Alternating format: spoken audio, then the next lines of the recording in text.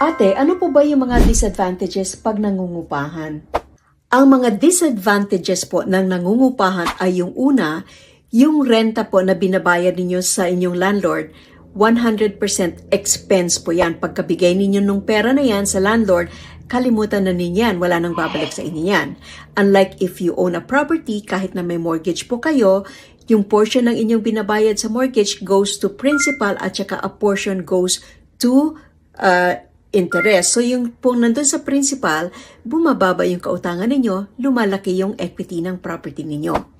Yung pangalawa naman po is there's no guarantee hanggang kailan kayo makatira dyan sa bahay na yan. Because the landlord may decide na ibebenta na niya or titira na siya dyan. At that time, you will have to move out. Ang pangatlo, hindi rin kayo makaka-establish ng roots kasi hindi ninyo alam how long you're gonna be staying in that area. Now, if you need more information, i-contact lang po ninyo ako. Ito po si Mylene Lim, ang inyong Pinay Mortgage Broker.